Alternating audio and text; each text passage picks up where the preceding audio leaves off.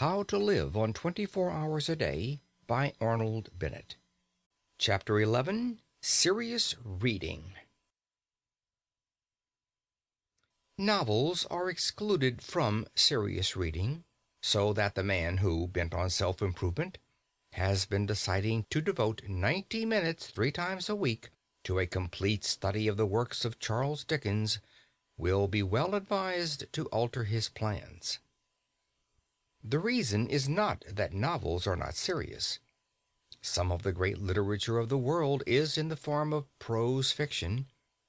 The reason is that bad novels ought not to be read, and that good novels never demand any appreciable mental application on the part of the reader. It is only the bad parts of Meredith's novels that are difficult. A good novel rushes you forward like a skiff down a stream, and you arrive at the end, perhaps breathless, but unexhausted. The best novels involve the least strain. Now, in the cultivation of the mind, one of the most important factors is precisely the feeling of strain, of difficulty, of a task which one part of you is anxious to achieve, and another part of you is anxious to shirk, and that feeling cannot be got in facing a novel.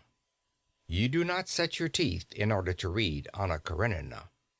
Therefore, though you should read novels, you should not read them in those 90 minutes.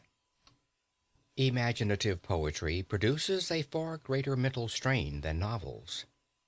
It produces probably the severest strain of any form of literature. It is the highest form of literature. It yields the highest form of pleasure and teaches the highest form of wisdom. In a word, there is nothing to compare with it. I say this with sad consciousness of the fact that the majority of people do not read poetry. I am persuaded that many excellent persons, if they were confronted with the alternatives of reading Paradise Lost and going round Trafalgar Square at noonday on their knees in sackcloth, would choose the ordeal of public ridicule. Still, I will never cease advising my friends and enemies to read poetry before anything. If poetry is what is called a sealed book to you, begin by reading Hazlitt's famous essay on the nature of poetry in general.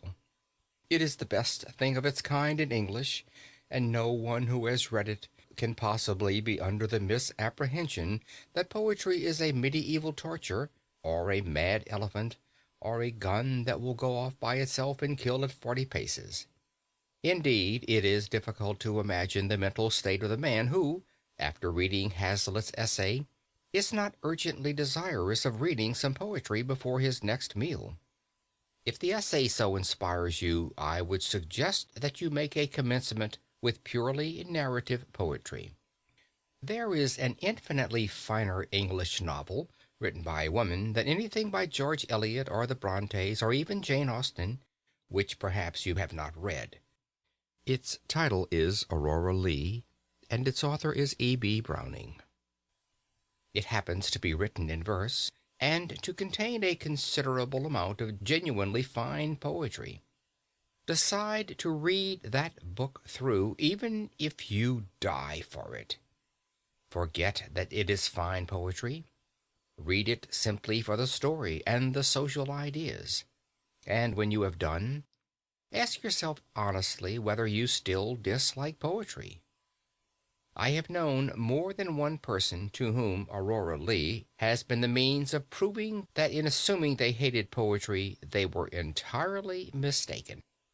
Of course, if after Hazlitt, and such an experiment made in the light of Hazlitt, you are finally assured that there is something in you which is antagonistic to poetry, you must be content with history or philosophy. I shall regret it, yet not inconsolably. The Decline and Fall is not to be named in the same day with Paradise Lost, but it is a vastly pretty thing. And Herbert Spencer's First Principles simply laughs at the claims of poetry and refuses to be accepted as aught but the most majestic product of any human mind. I do not suggest that either of these works is suitable for a trio in mental strains. But I see no reason why any man of average intelligence should not, after a year of continuous reading, be fit to assault the supreme masterpieces of history or philosophy. The great convenience of masterpieces is that they are so astonishingly lucid. I suggest no particular work as a start.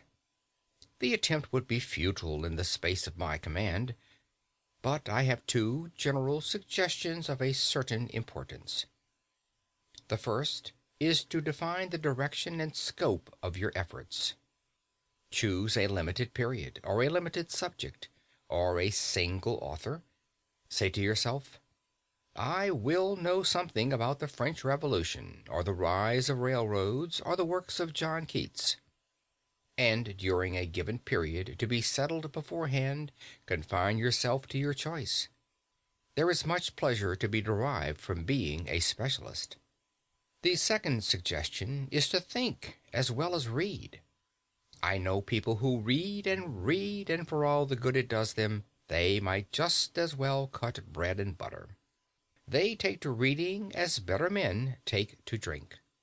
They fly through the shires of literature on a motor car, their sole object being motion. They will tell you how many books they have read in a year. Unless you give at least 45 minutes to careful, fatiguing reflection, it is an awful bore at first, upon what you are reading. Your 90 minutes of a night are chiefly wasted.